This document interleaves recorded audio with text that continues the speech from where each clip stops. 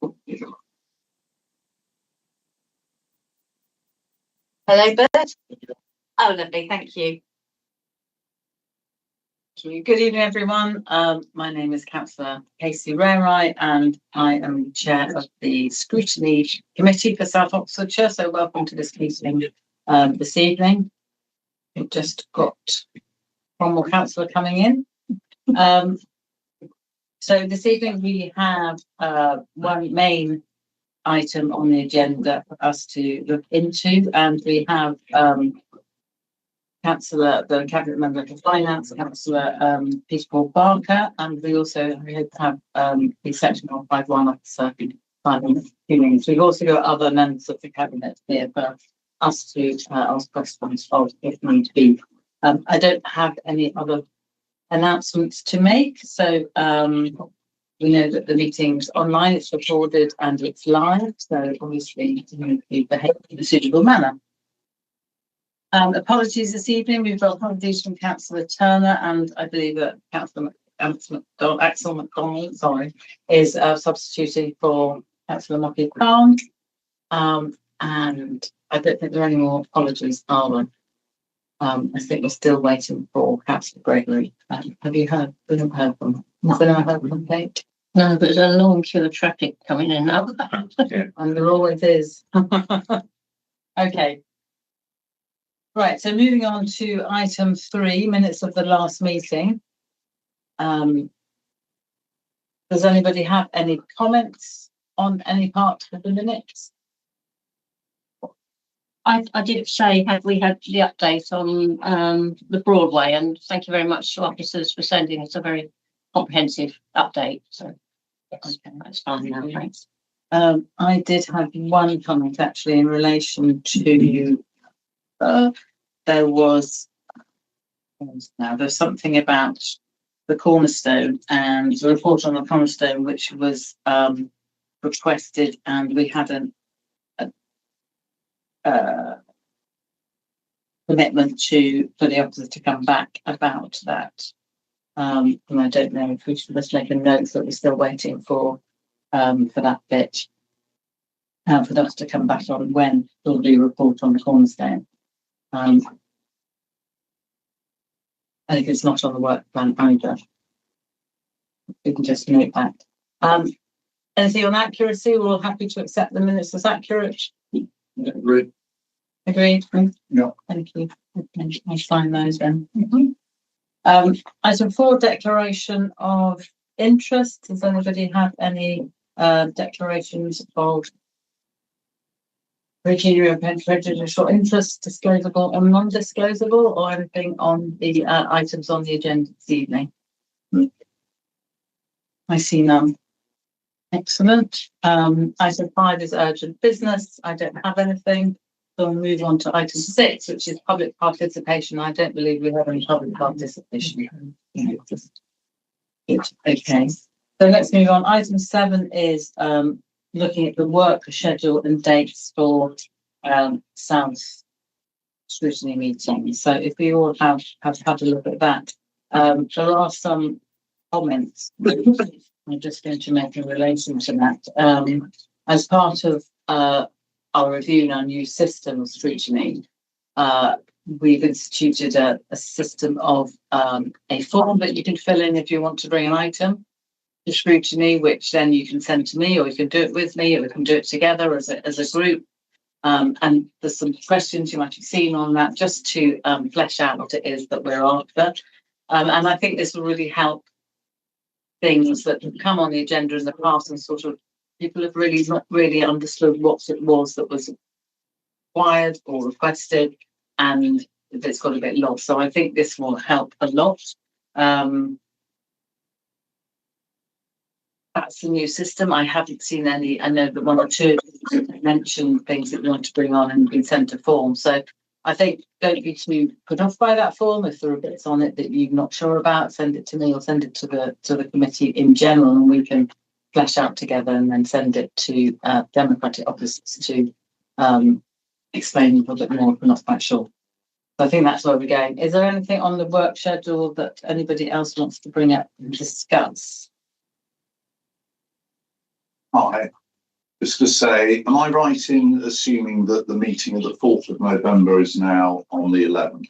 That's a change, yes, and that was in relation to the timetabling of some other meetings. Yeah, no, that's fine. We've all got In my that. diary. Yeah. My apologies for that. For accommodating them. And are you able to send a substitute? I will try.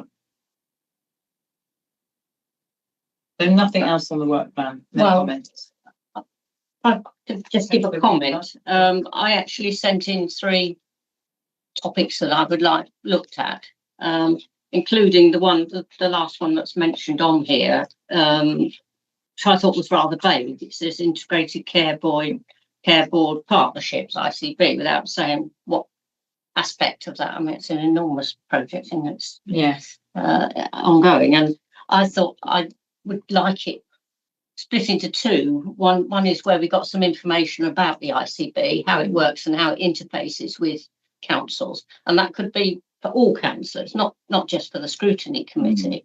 And then the bit of scrutiny that I think we should be looking at is how, they're not spending any of it, and we I think are in desperate need in this district of more localised facilities. There are several places that I think ought to have GP units, whether it's an outreach from an existing one or a new one in its own right. It's all to be discussed, but that's the bit that scrutiny ought to look at. But I think it's premature to do that. Now, I've been asked to fill in a form, but really I was wanting some sort of feel from the rest of the committee as to whether that was a reasonable way forward, in which case I'll fill in the form and I'll rotate it. But Sam says I must fill in the form first rather than say, is anybody else interested in this? Because if nobody else thinks it's worth doing, I'm not going to bother filling in a form. There were 2 other suggestions I put forward. One is at least start looking at our Cromarsh site. I know in theory we're supposed to be waiting till the JLP's being adopted, because that will release us from saying it's got to be an employment site. But I represent Cromarsh. People in Cromarsh, every month at the parish council meeting, what's happening about our site? Now, at the moment, it's not too bad because it's used by grounds maintenance people to store stuff. So, it's not totally unused. Can we not go in, if it's all right with you, can we not go into the issues that are the problem? Because I think Cromarsh as a site has come up before, and I think it's a completely legitimate item to bring here. I think there's 2 things you're saying, isn't there? You want an all-council briefing from the ICB on who they are, and that's not really a scrutiny thing, but I think it's something that we can ask maybe the deputy chief executives. And the second thing is you want to know how the ICB is spending its SIL money that we hold, which is the 2 million, which is actually in this financial outturn report, and I believe we've had a question on it and a written answer. So I think that may go some way to answer what you're saying, maybe not all of the way. The other thing I think is that, and the Democratic officer pointed this out, that there are other organisations or committees that look at the ICB spending. One of them is HOS, so the Health Scrutiny Committee, which sits at the County Council, doesn't it? And they oversee a lot of the spending for health. And I think it will be really useful to have a chat, maybe with candidate or with the Democratic Services, to look through. Maybe we could talk to the chair of HOS to see if that's an area. We have an update from them. We can have an update from them, or is that the area that they've interrogated before we go down the line and bringing it to here? Does that sound like a good plan? Good. Good. Seems silly to duplicate it as being effective scrutiny. Yeah, exactly. But I'd like to know the result of their scrutiny. But some sort of result, While I'm on the subject, there was one more thing, which is how we're going to move forward on affordable housing. We've put this extra money in. Will councillors get any say on where this 10 million is going to be spent, basically? And it's something that I've already started to put in a form exactly on. Yeah, because actually, I think some of that stuff could be spent at Cromarsh. And I think what we said previously about changing the system when we don't necessarily ask for a big written report, but we actually just ask the cabinet member to come and give us an update. I think that's, exactly where some of these things can come. So an update on Cromarsh. I don't know if you want to take that forward. And I'd already planned to ask the cabinet member for housing about that extra money for social housing and what they're, even if it's preliminary. Yeah, I'd be very interested to know what's happening with that money, because I'm in the housing industry myself, and I know that now is actually an incredibly good time to potentially buy housing from developers who are really struggling to get housing associations to take the 30-40% allocations. So there are extremely good potential deals to the benefit of this council to be done right now. So I would be very interested to see how that money is being spent, and I might be able to assist as appropriate. Good. So hopefully we can do that. It may not be the November meeting. We've got a couple of quite big. Right. As appropriate. I'm glad you added that last year. Yeah. Without too many interests. Yes. Good. I may not have been listening properly, as you said, it's the biggest apologies. I was trying to get my stuff sorted out and being late. If there's another item you think that should be on the work schedule, are you saying that's where the form goes, or should I do what Sue's just done and say, look, this is what I'm thinking about? And happy for you to introduce it here, but please don't go into the details. I don't think that's what we need here. Fine. So something that many of you know I've been talking about for a couple of years is for us to have a look at the procurement policy, how it's actually discharged in practice, particularly from a sustainability point of view, and how it actually supports our environmental targets. I'm not asking for the officers or the cabinet members to come with loads of detail, just to come and talk to us about how it's going, really. They don't need to do an extensive report. And that's very much in the spirit, my understanding, of the scrutiny findings, in terms of just asking you to come and have a conversation about it, because it's kind of important, central to what we do as an organisation. We buy a lot of services. How's that sitting with our other values? And it's not like we need to look at. I know there's a review potentially going on, new government strategy on this.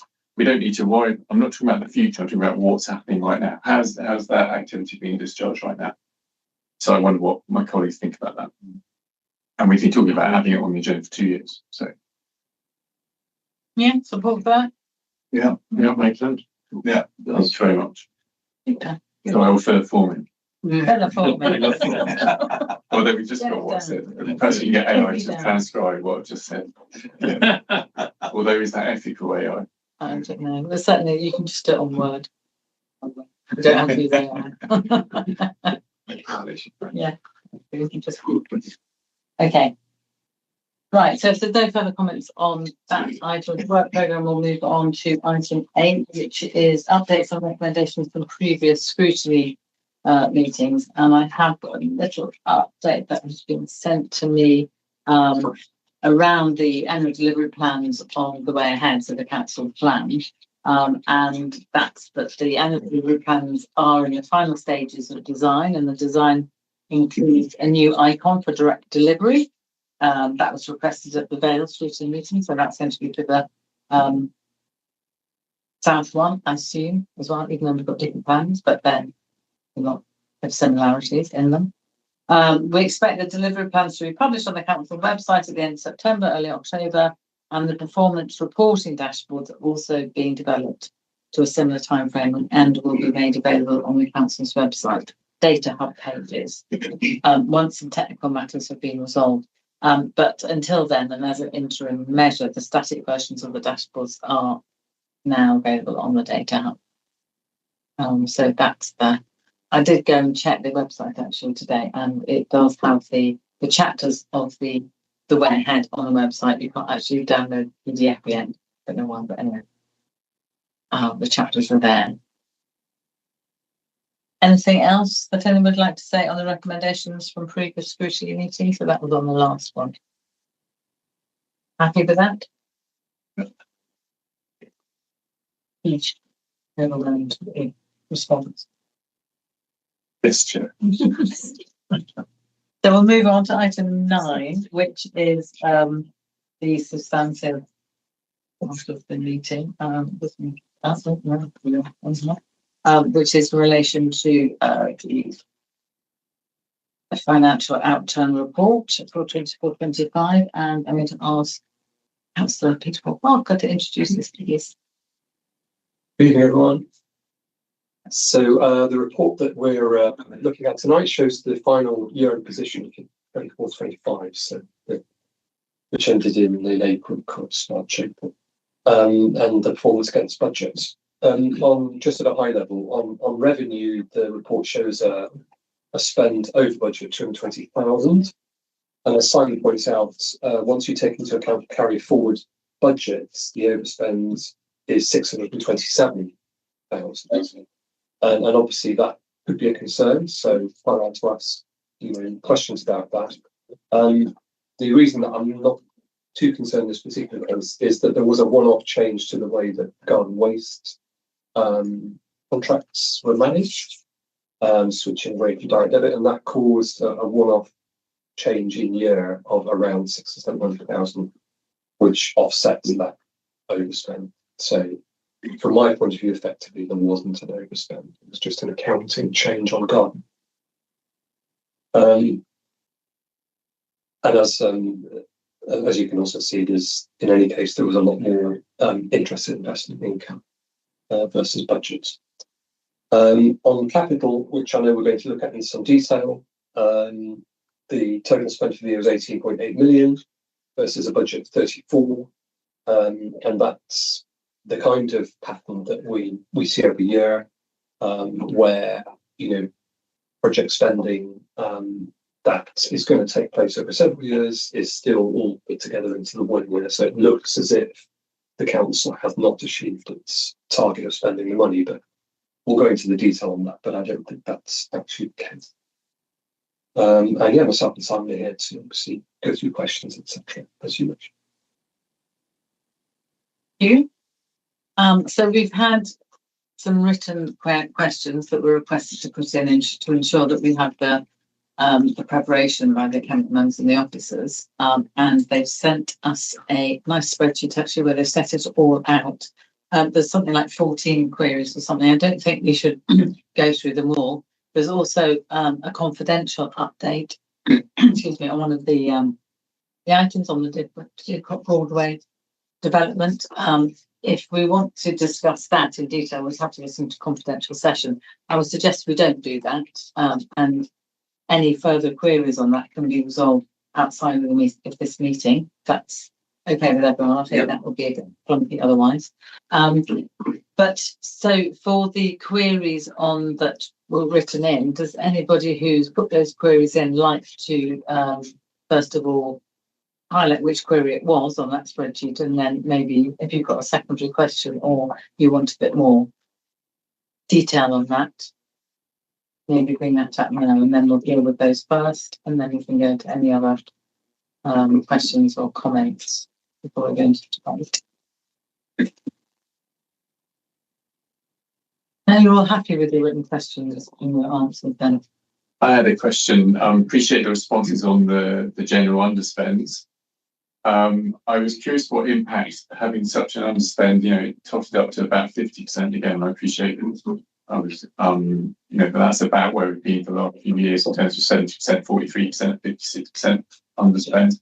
What impact does that actually have on our ability to deliver other services? Because it's fine if the money's carried forward and it has no impact in one way, but it obviously means we're not doing what we plan to do, and that's been the case for it looks like 4 years in a row. So I'm curious, what impact does that actually have on our... James, you just want to highlight in relation to which query this was, so that we're all on. Sorry, yes. So column A, it's 21, but effectively it's really 18, 19, 20, and 21, because they're all related to the underspends. And I'm interested in, we've got responsibility to individual projects, which I appreciate, but I'm interested in the kind of the cumulative effect it has on our ability to deliver the services we say we're going to do for our residents. And I guess I asked because we've been talking about this for several years now. And I know Simon, told us he was trying to get on top of it, and I know it's you're the recipient of all these projects rather than being you, Simon, not being able to add up or whatever. But I'm curious how it works and what impact that has.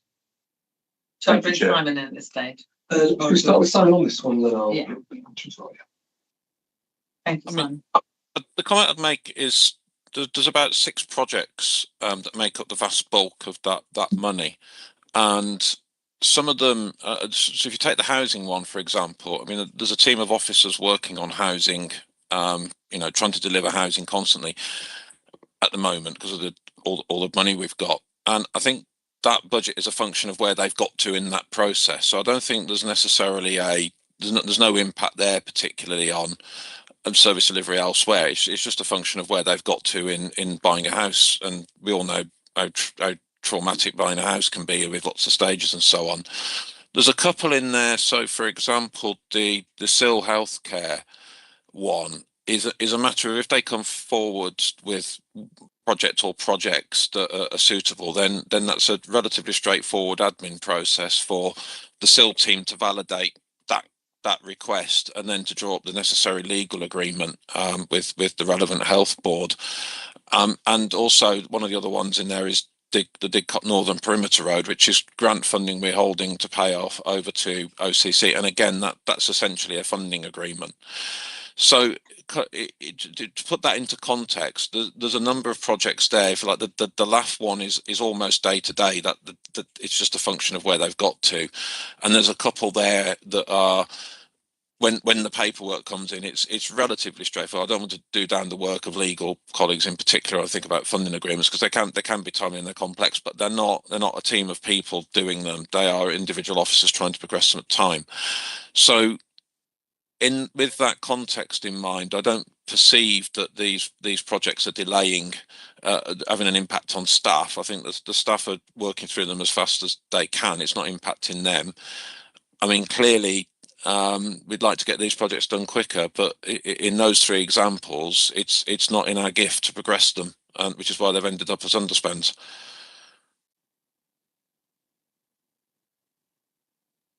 Thank you. Can I ask about the Didcot Cornerstone and the Wave as well? Because I think we talked about those last year as well. And I guess they are having direct impacts in terms of our decarbonisation agenda and falling behind that. I wonder what's those delays, how much are they related to things that we can control in terms of the number of staff on the work? Is it a case of capacity? I'm not talking about capability, I'm talking about capacity of the teams. Do we need more people on that to be able to progress those things, or is it something else that's driving it? Can I come in on because I think part of the issue, from cabinet member outsiders' point of view, reading these reports, is that they look like delays in spending, but they're not. It's just that all of the capital budget has to be presented in the year, even though it's never going to be spent in that year. It's an available budget that, it could be drawn down that year, but it's unlikely that all of those projects happen in one calendar year. And although we've in the past talked about, well, can't we spread that budget out over multiple years so that it doesn't look like an underspend when it isn't? The answer effectively is no, you're not allowed to do that. You have to put all that money that you've got in the calendar year. And so, isn't it worth the time and effort to have a secondary report that says, well, of that money, how much are we actually going to try and spend this year? We haven't gone to that level of detail in terms of public reports. But I would say that, myself and Cabinet are very happy for all the money that's in the capital programme to be spent. But clearly, there are various stakeholders involved. It may be that with things like the savings grants, for example, when we're looking at Didcot Wave, there are specific project targets and so on that have to be met before we get the grant monies awarded. On other things, as Simon mentioned, like the SIL money for external bodies, like the health monies, or the money that we're holding for the Northern Perimeter Road, that's been available for years, but those external organisations haven't yet drawn it down from us, and so we keep rolling it forward. It has to be presented in the current year because it is available right now if they do wish to draw it down. But they haven't as yet. So for those kind of reasons, I think it's not necessarily but what we're looking at is a delay of 50% of the capital programme. There are certain projects where there are slippages, but that's at a much more operational level. And the only scenarios where I would be really concerned is if a slippage meant that we were going to lose that budget because there's a specific deadline, an external funding partner, and if we don't hit the deadline, we lose the money. That kind of thing is where I would be very concerned. With these large projects that you're talking about, so the danger is over time you could lose the budget. Is there also another danger risk that is not enough money because things have gone up in price and so on? Yeah, certainly. And so there have been cases where, we have to come to council mid-year or cabinet, depending on the amount, and ask for additional budget to be assigned. That does happen from time to time. But we do try, obviously, to get the right budget allocation at the start. But yeah, prices are shifting. Can I comment specifically on the Salix projects? Because Salix is a very rigid application process, and you in the context of are we behind in delivering the decarbonisation works associated with the Salix projects, the reality is if we were behind, we wouldn't be able to Salix wouldn't give us the money. What we have to do effectively is, clearly we bid for Salix money on assumptions and expectations around how the buildings are. But until we actually start the work, we don't necessarily know. So the development corporate landlord team have to do a lot of work to, if you like, think through how they can carry on meeting the Salix deadlines to make sure that we can claim the money, but potentially moving things around to ensure they keep things on track. So I think I just wanted to say that in the context of reassurance around particularly the Salix schemes, in the context of when we told Salix we were going to deliver them, we're on track for that, or they just wouldn't give us the money. And the team are managing very, very hard to make sure that they A, deliver, and B, don't lose the money. Thank you. Anything else? One point from me actually, just on that, but that's not the case for the cornerstone. Am I right? For the cornerstone, there is a bit of a hiccup in the delivery of it. Is that right? And you're Yes, I think with Cornerstone, the nature of the building and the challenge of that particular decarbonisation project have meant that the first sort of bidder and company and so forth that was in place to do that, in fact, wasn't able to do it in the end, and so we had to re-tender and so on. So there's been various hiccups along the way in terms of actually just specifying that project to the level of quality that we're all happy with in terms of spending that kind of money. And clearly with decarbonisation, there are some companies that are more specialised in that than others, and it's a question of finding the right partners to work with who are going to be able to do the job. But it is moving forward again now.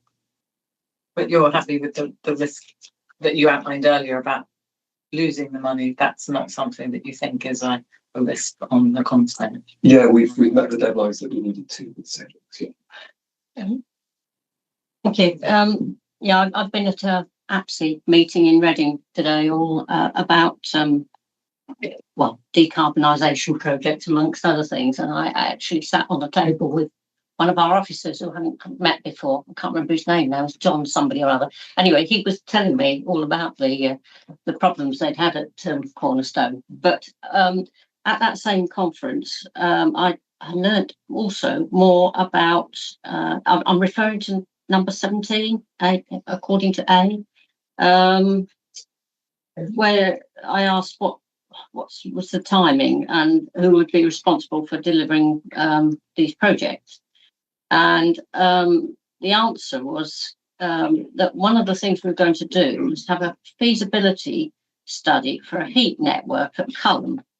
The idea being to use the spare heat from the data centre that's going there.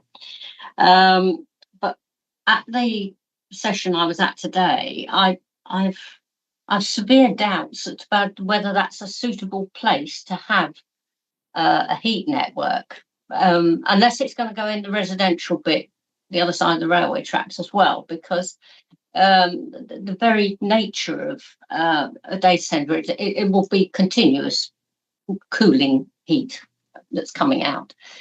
Most of the business side of Culham will actually only be requiring heating during the daytime, not during the evening. And so you're sort of wasting half the potential heat, if you get what I feel.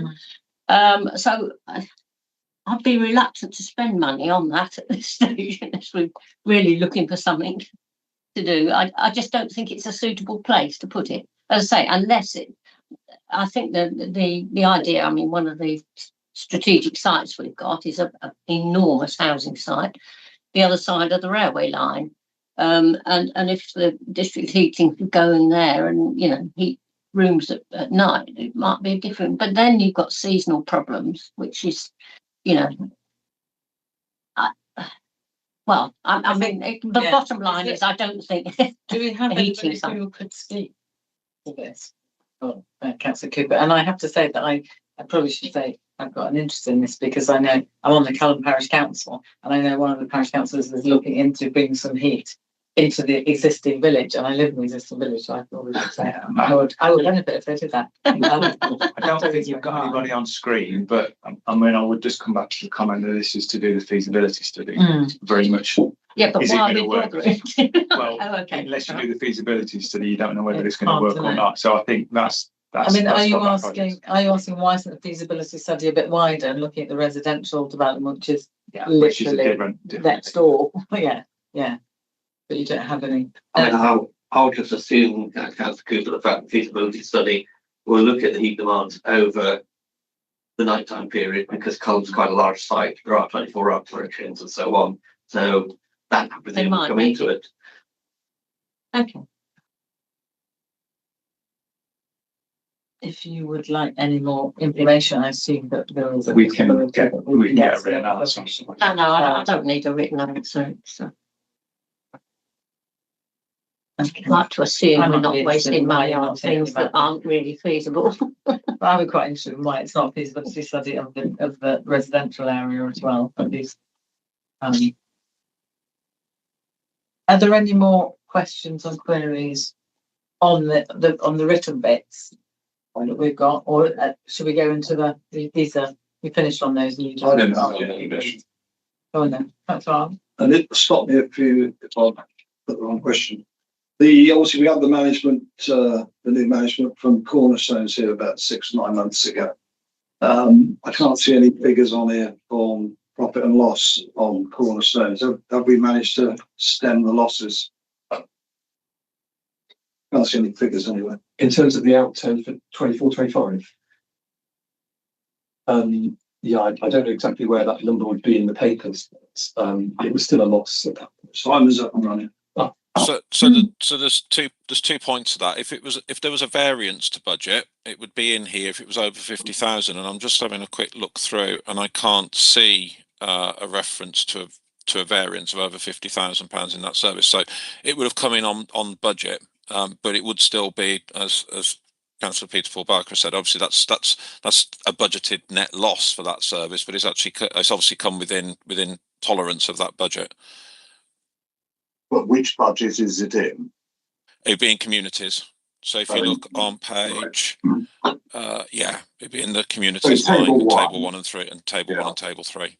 Yeah, I mean, I've never looked at figures like this before in my life. I spent most of my career looking at company accounts and judging them as to the financial stability of a company. It's the first time I've ever looked at figures for a district council. So a lot of these figures, it's not obvious to me what they are, what the categories are, and what a lot of it means. I just had a question about this investment income. What do we invest in, and how does this income come, and what do we put it in, and what returns are we getting, and are they sensible returns and a good way of holding our money?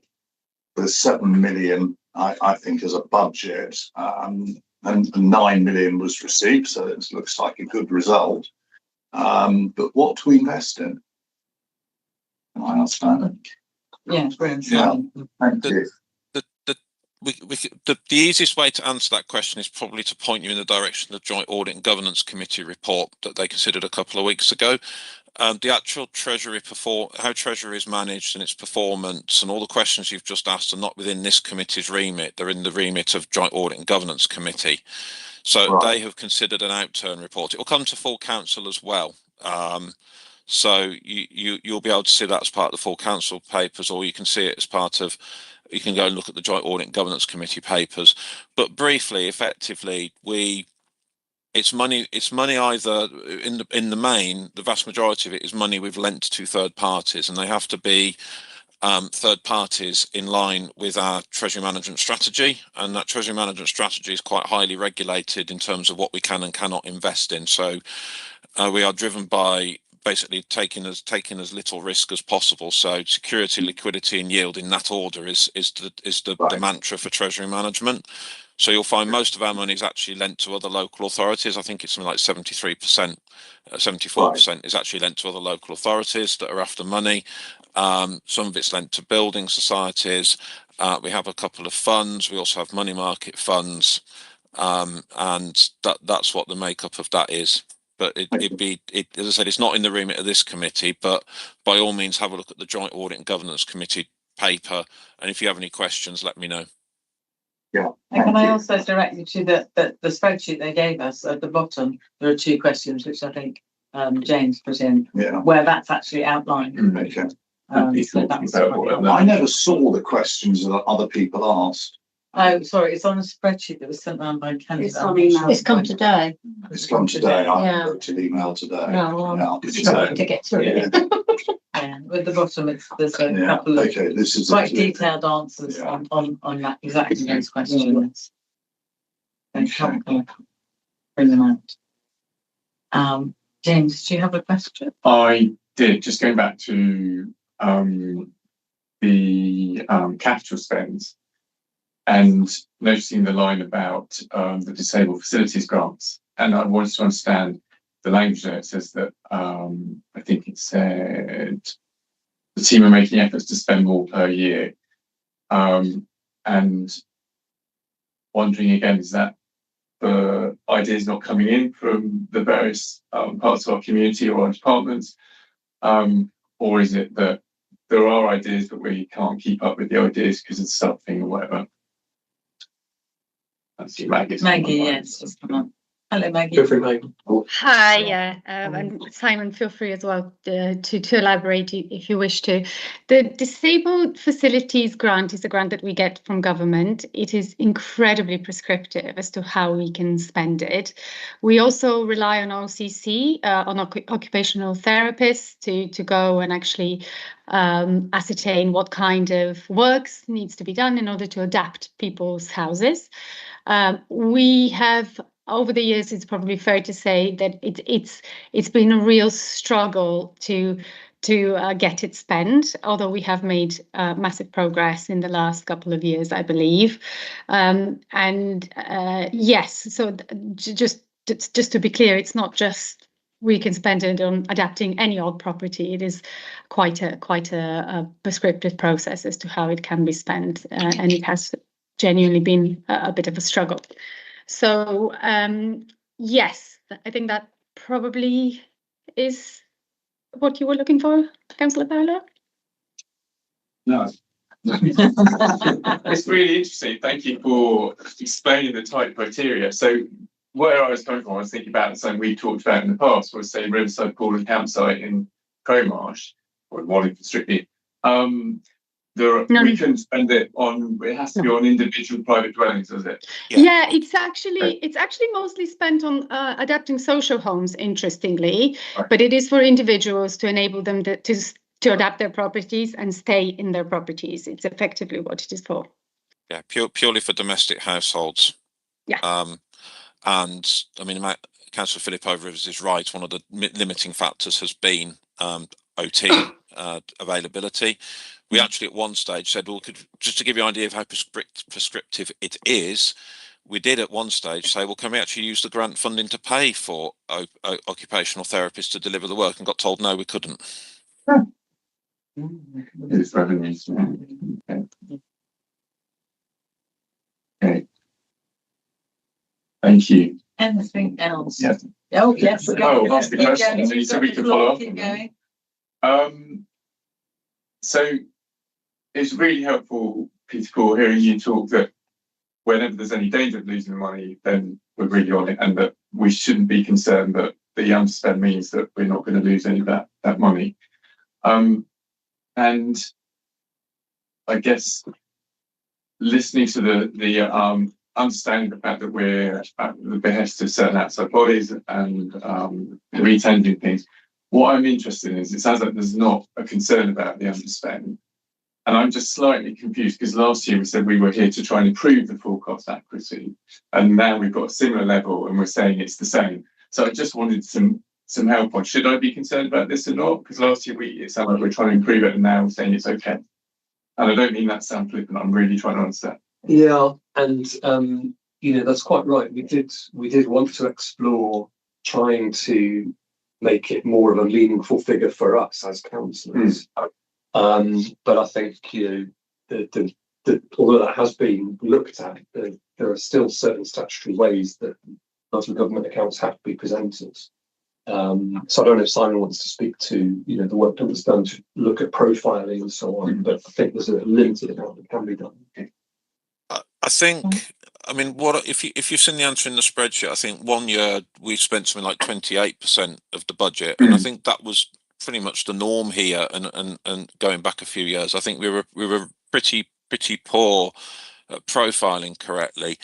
I'd go back to my point earlier on. It wouldn't have taken much on, say, 3 or 4 of the schemes, of the 6 schemes I refer to, for that percentage to suddenly be in the 70s and 80s, which would be a good result. It isn't. There are knock-on implications. If I think about treasury management, for example, if we knew we had more money, we could have lent that money out probably for a bit longer, got some more return on it. So there are operational implications of getting our profiling wrong. It's a journey. We are trying really hard to get our managers to do better, but I would contextualize this year's result with, if I told you there were 25 schemes that added up to that underspend, I think I'd be coming up with a different narrative to there are 6, and I think that gives you some idea that I think we're better than we were, but we're not letting up and we're still trying to improve.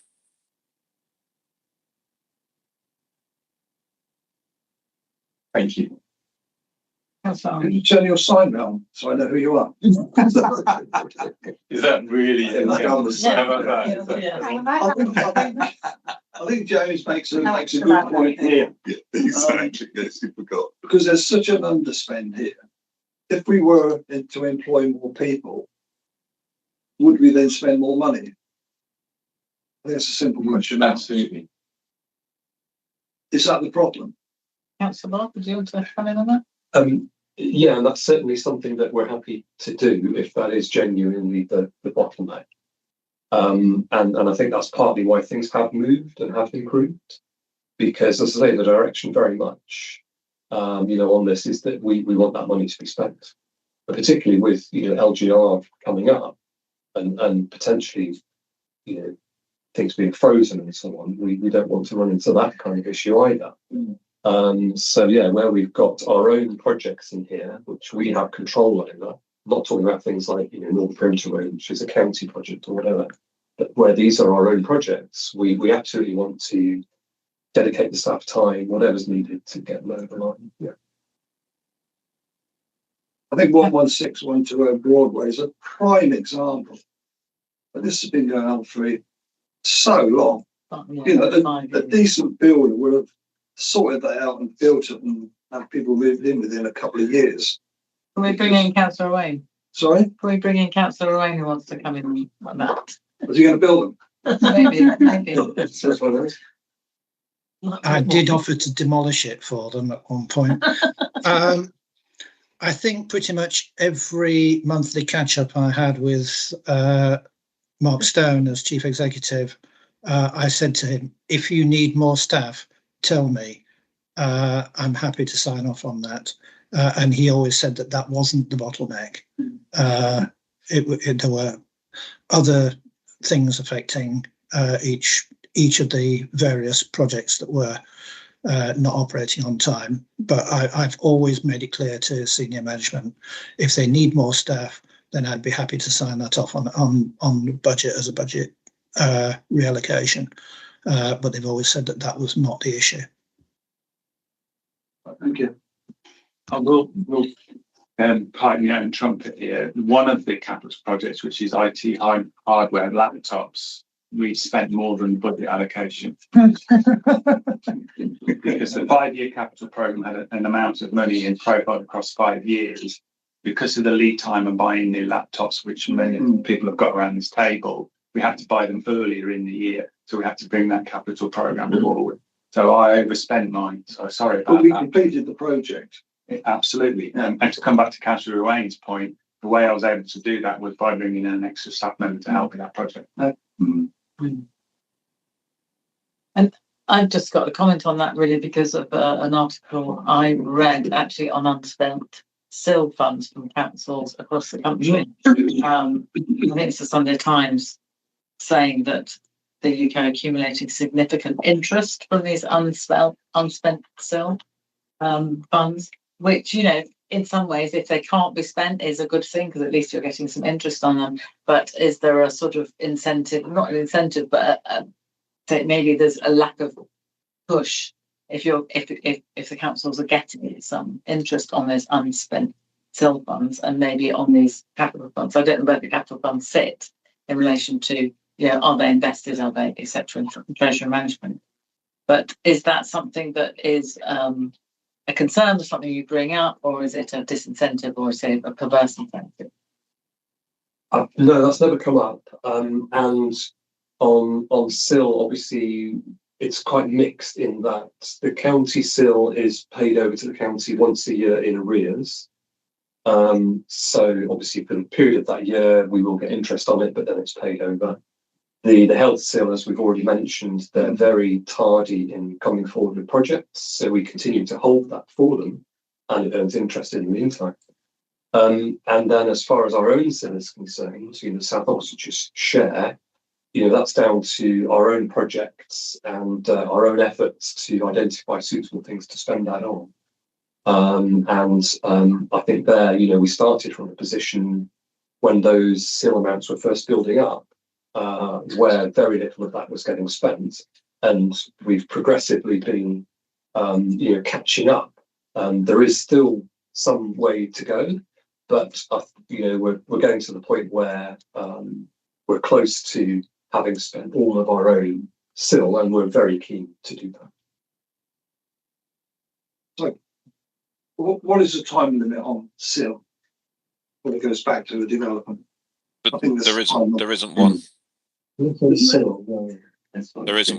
There is with Section 106 quite often, but with SIL there's no time limit.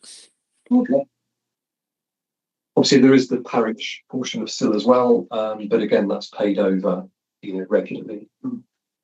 But that can come back to the district if the parish doesn't spend it. I'm right enough. Potentially, yes. But not but the SIL. I thought it went back to the developer. No, Section 106 does have a time limit. I saw Councillor Wayne's hand up, but it's also gone, so I'll move on to James again. Oh, go on then. Sorry, I was just comparing. I was just worried that Councillor Barker wasn't going to blow his own trumpet, but he did in the end. We did inherit a large balance on sale, and Councillor Barker led on coming up with some imaginative schemes, like the grant schemes that we've put together, in order to be able to come up with new ways of spending that.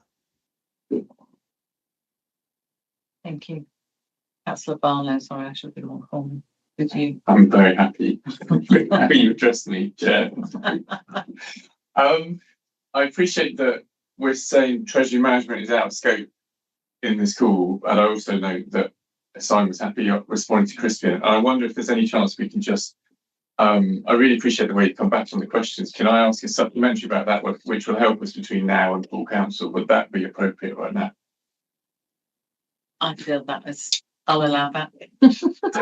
Thank you. Kind of depends on the question. Yeah, Yes, exactly. Chair's giving you permission. Well, it's I'll shut constructive, down. and it's so I think it's one for Paul and Peter, Paul and Simon. I get what I asked the question about if CIPRA's constraining us, and you come back and said it's not CIPRA, it's MHCLG, because I'm asking the question: could we as a council ask a question of central government? Because at the moment, as a layperson, to put simplistically, what the constraints are about how we can invest our money, wherever it comes from, is quite often against our council's purpose when it comes to decarbonisation and net zero.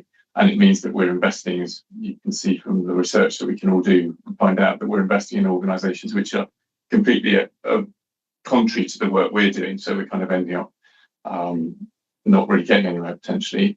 So I'd like us as a council to ask a question, use our good reputation and ask a good quality professional question of the Secretary of State and the Ministry about changing the rules so that we can operate in a way which is much more consistent with what we believe is appropriate as a council, given our aims of net zero and things.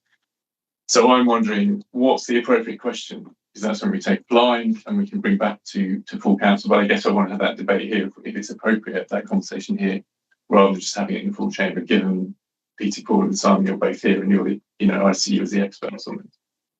And I know, Simon, you're talking about one of your team who's behind the scenes as well on this.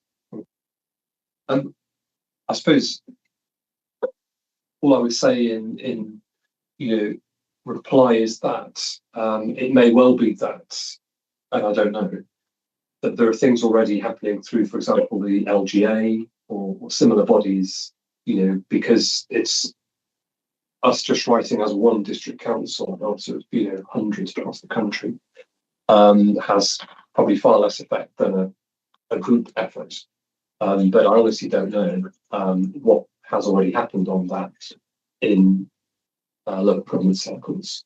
And that might be something that officers can take a look at. Simon, would you like to come in on that? Or? I don't actually have an awful lot to add to what Councillor Peter Paul Barker's just said on that one, to be honest. I mean, I think it's something we can take away and ponder. I mean, it isn't for this committee. I mean, it's probably something you should raise at full council when that comes up, James, as something for myself and the cabinet leader, the portfolio holder, to take away. I think that's to do that at full council, and we'll take that away as an action. Okay, cool. And if we can get ahead of the game on, solid, I guess through to Solid or LGA, as you say, whatever's the appropriate way of framing this, so that whilst we may be a lone voice, we've often been a pioneering voice. And I think this is appropriate, having talked to colleagues in other councils who aren't looking at this at all. And it's undermining so much of what we do. And it's a systemic issue which we can draw attention to. So thank you for your support on this.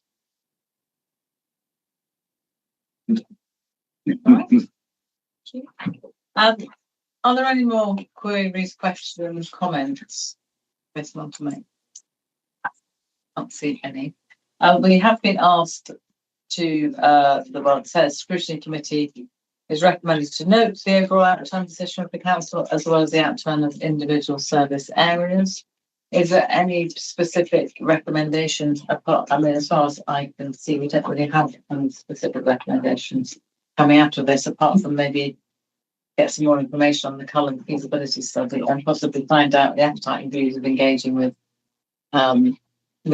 the appetite and views of other councils or organisations, and government organisations, in relation to engaging with CIPRA or the Ministry in terms of changing those ESG regulations. But is there anything anybody would like to change in that recommendation? Are we happy to note the report, Sue? Well, I was going to say, I think it's a pretty good outturn, actually, and I think all those involved with the programme ought to be congratulated for this particular year. I mean, it's not as way out as some things, some years. And no, I haven't got any other specific recommendations anyway. Just to note it is fine. Everybody else?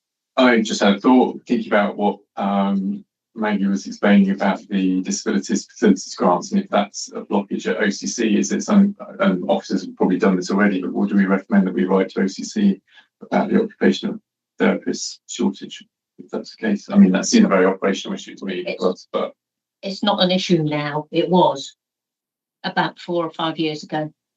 oh, I thought it still was, given the £1.3 million underspend. I think that Maggie. yeah, I think it probably is to an extent, but yeah, we can take that away and just see where we are and whether things have improved. Off the top of my head, I recall that actually we at one point seconded an OT to work at OCC in order to improve it, and I need to check whether that's still the case and whether it has kind of helped to remove the bottleneck. But that it's not the only bottleneck, so I wouldn't say that it would be just panacea. It's the whole nature of the grant. And in fact, I remember there was a consultation not so long ago, and we put in an excellent response, proposing how actually some improvements that would help to actually get the money out the door for the intended purposes, of course. We can even dig that out. It was very interesting. And I remember in that consultation, there were kind of various issues around, for example, it's means tested. So it depends on what kind of savings people have and incomes and etc. So there's other issues as well that make it hard to spend. But one of the things I could offer is, if you are interested in knowing more about that and what makes it difficult to spend, before we write to any partner organisations, but perhaps we should, maybe we can dig a little bit deeper at an upcoming meeting. Thank you. Yeah, I think we should just mention item 23 on page 13 on the capital spend against budget. I think if we're not going to be here in 2 years' time, I'd like to leave something behind rather than the money. Well, I think we want to see that figure reduce. A recommendation to Yeah. reduce the. Yeah, I think so. I'd like to. Yeah, 15 million is quite a big present, isn't it? It's a big present.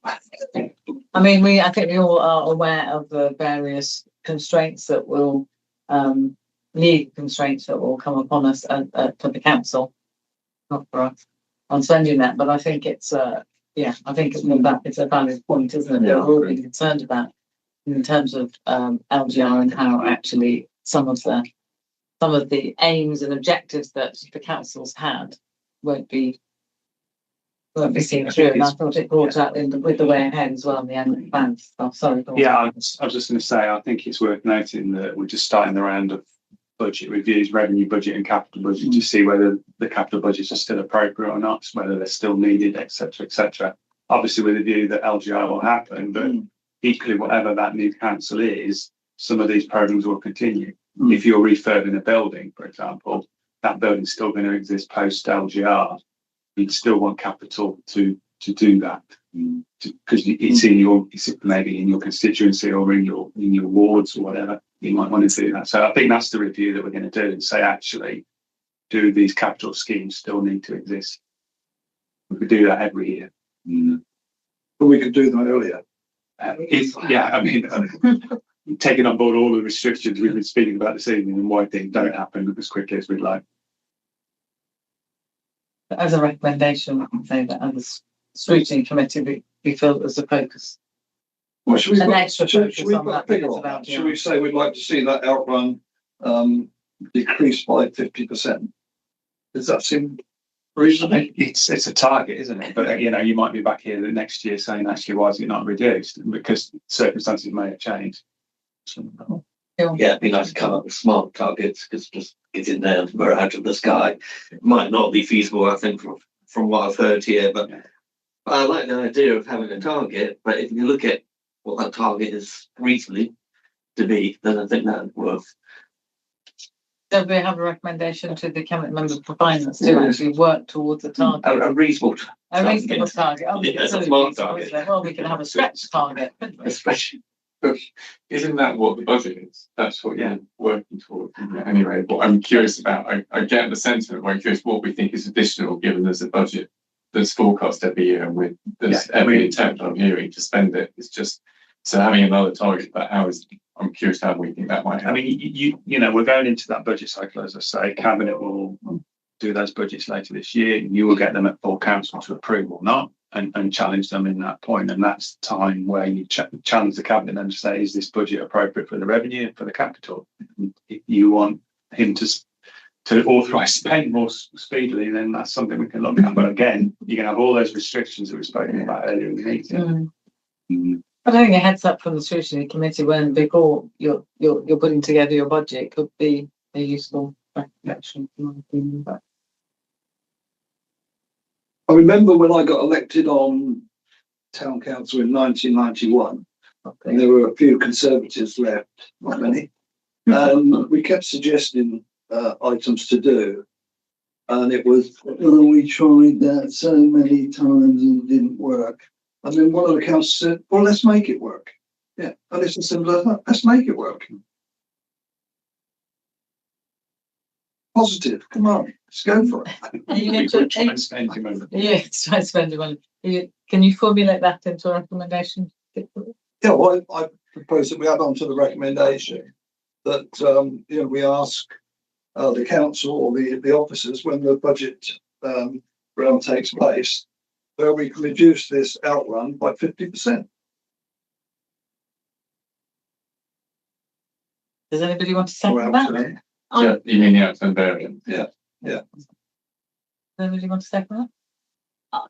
No, I'm somewhat concerned. Well, hang on, It- let's see if there's a seconder for that before we have debate on it. I don't think you've got a seconder, Ken. I'm quite happy with this budget, Ken, that they're really working to. And Well, maybe not put a figure on it, like, you know, as much as humanly possible.